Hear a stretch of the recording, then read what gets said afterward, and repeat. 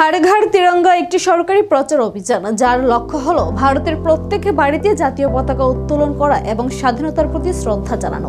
এই প্রজেক্টটি আজাদি কা অমৃত মহোৎসবের অধীনে শুরু হয়েছে।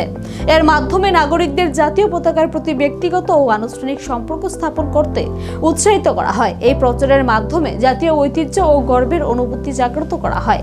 এই উদ্দেশ্যকে সামনে রেখে বিজেপি সহ সভাপতি পাপিয়া দত্তের নেতৃত্বে 15 আগস্ট উপলক্ষে হর ঘর তিরঙ্গাকে সামনে রেখেছে আগরতলার প্রতিটি ক্লাবের সেক্রেটারি ও সভাপতি এবং কর্মকর্তার হাতে 10,000 তিরঙ্গা বিলি করা হয় আগরতলা ভিটি কলেজের হল ঘরে। জাগিয়ে তোলার কাজ আমাদের ভারতবর্ষের যশস্বী প্রধানমন্ত্রী 2022 সালে করেছিলেন এবং সেই বছর সত্যি আমরা দেখেছি ভারতবর্ষের কাশ্মীর থেকে কন্যাকুমারী পর্যন্ত এই হর ঘর তিরঙ্গা প্রত্যেক ধর্মকে প্রত্যেক জাতিকে এক সূত্রে কিন্তু বেঁধে দিয়েছিল।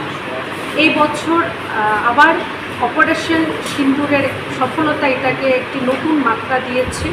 ভারতবর্ষের প্রধানমন্ত্রী আবার সেই বার্তা উনি রেখেছেন যেন আমরা 15 আগস্টকে কেন্দ্র করে সেই দিনটি স্বাধীনতা দিবস উপলক্ষে আমরা যেন প্রত্যেকেই যেন নিজের বাড়িতে আমাদের যে আন বান যে স্বাভিমান অভিমানের যে প্রতীক আমাদের সেই জাতীয় পতাকা আমরা যেন উত্তোলন করি এবং 13 আগস্ট থেকে আমরা প্রত্যেকেই জানি যে নিয়ম কিছুটা শিথিল করা হয়েছে।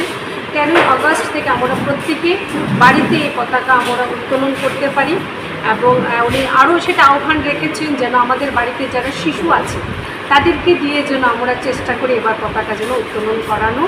এবং তো দুদিন আগে আমরা দেখেছি আমাদের রাজ্যের মাননীয় মুখ্যমন্ত্রীও উনি বিভিন্ন সোশ্যাল মিডিয়ায় এটা প্রচার হয়েছে, বিভিন্ন সামাজিক মাধ্যমে এসেছে, উনিও বার্তা রেখেছেন যেন এবার হর ঘর তিরঙ্গা আবার নতুনভাবে যেন আমরা পালন করি।